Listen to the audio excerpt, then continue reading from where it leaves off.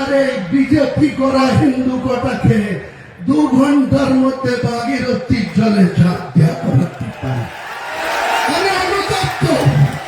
আমি অনুতপ্ত, দুঃখিত।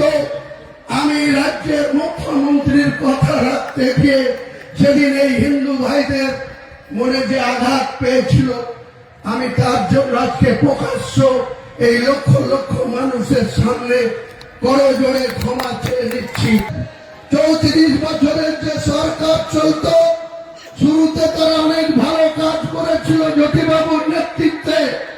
পরবর্তীকালে দিন দিন যত দীর্ঘমেয়াদী ভাবে বাংলার মানুষ লেফট ফ্রন্টকে ক্ষমতা দিল, ধীরে ধীরে তারা ক্রমশ দুর্নীতিতে জড়িয়ে পড়েছিল। আমরা একটা ব্লকে হরিপুর লোকসভায় মুসলমান ভোট যখন প্রণব মুখার্জিকে ভোট দিয়ে নির্বাচিত সাংসদ করে, সেই মুর্শিদাবাদের মুসলমানরা তখন সাম্প্রদায়িক হয় না, তারা গদ্দার হয় না। মুসলমানরা যখন শুরু থেকে বামফ্রন্টের সেই RSP ত্রিদীপ চৌধুরী থেকে শুরু করে, ননীগোপাল ভট্টাচার্য থেকে শুরু করে প্রমথেশ মুখার্জিদেরকে বারবার ভোট দিয়ে বহরমপুরের সাংসদ রূপে পাঠায়, তখন মুসলমানরা ধর্ম নিরপেক্ষ থাকে। কিন্তু যখনই আদিত চৌধুরীর বিরুদ্ধে ভোট দিয়ে ইউসুফ পাঠানকে ভোট দেয়, এই ইউসুফ পাঠানকে ভোট দিয়ে জিতানোর জন্য মমতা বন্দ্যোপাধ্যায় আমাকে নির্দেশ দিয়েছিল। তার নির্দেশ কার্যকরী করতে গিয়ে আমি হিন্দু সমাজের মানুষকে বলেছিলাম 1 মে 2024 সন্ধ্যা 7টা, তার আগে 30 এপ্রিল 2024, 24 ঘন্টা আগে উত্তরপ্রদেশের মুখ্যমন্ত্রী যোগী আদিত্যনাথ এসে, যেখানে 72% মুসলিমের বাস যে জেলায়, সেই জেলায় এসে তিনি আমার বুকের উপরে দাঁড়িয়ে আমাকে দাঙ্গাবাজ আখ্যা দিয়েছিল। আমাদেরকে উল্টো করে টাঙিয়ে সিধা করার কথা বলেছিল।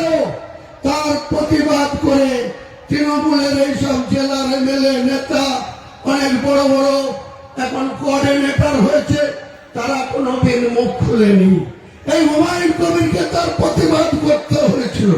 মমতা বন্দ্যোপাধ্যায় 1 মে 2024 ভোট ছিল মুর্শিদাবাদের, মুর্শিদাবাদ আর জঙ্গিপুর কেন্দ্রের 7 মে 2024, বহরমপুর, দুর্গাপুর, কৃষ্ণনগর, রানাঘাট এসবের ভোট ছিল 13 মে 2024।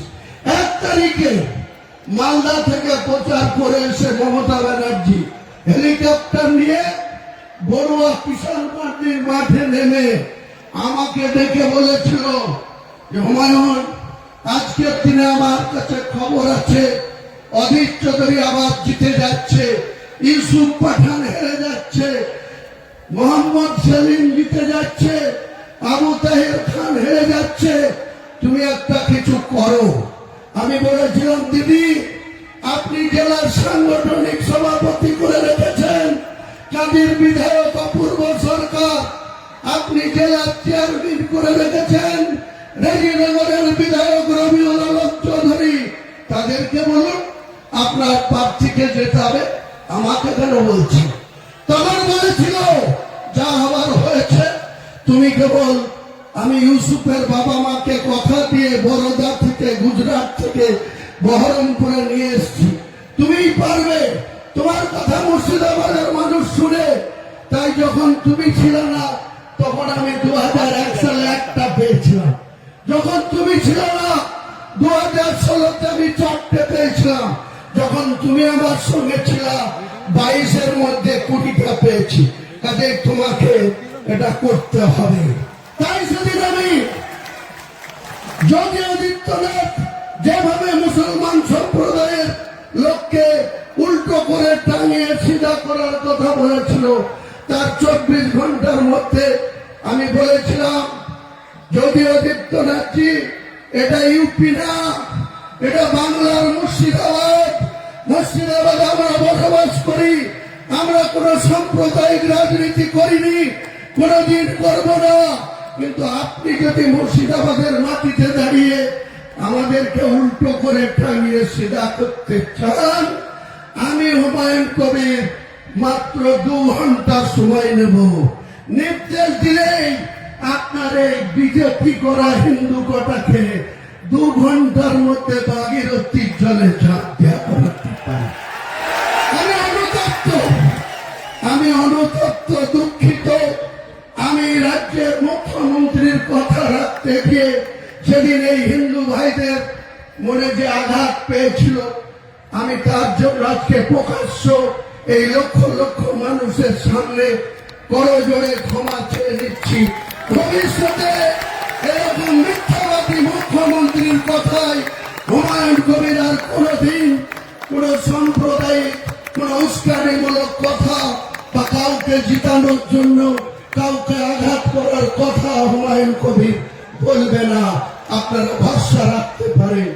কথা বলছে হুমায়ুন কবিরকে গদ্দার বলছে, হুমায়ুন কবিরকে মুসলমান নেতা বলছে, মোল্লা নেতা বলছে। আপনাদের খলিলুর রহমান সাংসদ, জেলার সভাপতি, আবার হজ কমিটির চেয়ারম্যান, তিনার বাড়ির পাশে হরগোবিন্দ দাস নৃশংসভাবে কি করে খুন হলো, চন্দন দাস কিভাবে নৃশংসভাবে খুন হলো, আপনার দলের এমএলএ আমিরুল ইসলাম কি করছিল, আপনার দলের এমএলএ ফারাক্কার মনিরুল ইসলাম এখন লম্পজম্প করছে সামনে। সেদিন সে কি করছিল? আপনার প্রশাসন, আপনার জঙ্গিপুরের পুলিশ পিডি এসপি আনন্দ রায় সেদিন কি করছিল? আপনার শামশেরগঞ্জ থানার ওসি সেদিন কি করছিল? কেন হরগোবিন্দ দাস এবং তার ছেলে চন্দন দাস এইভাবে নৃশংসভাবে খুন হলো? তার দায় কি মমতা ব্যানার্জি পুলিশ মন্ত্রী আপনি অস্বীকার করতে পারেন? আপনি কখনো মুসলিমদের ভোট নেওয়ার জন্য মুসলিমদেরকে আরো বেশি বিপদে ফেলে দেন। আজকে হরগোবিন্দ দাস, চন্দন দাস খুন হয়েছে, প্রকৃত যারা খুনি তারা কেউ অ্যারেস্ট হয়নি। আপনার পুলিশ 13টা তর্তদা যুবক যাদের 22 থেকে 30 বছর বয়স, তাদেরকে আপনার পুলিশ চার্জশিট দিয়ে লাইফার করে দিল। 13টা ফ্যামিলি শেষ হয়ে গেল। হরগোবিন্দ দাস খুন হলো, তার ছেলে চন্দন দাস খুন হলো। সেটা যেমন আমরা কোনো মতেই মানতে পারি না, জঘন্যতম খুন, তেমনি এটাও আমরা বলবো আপনার ব্যর্থতা।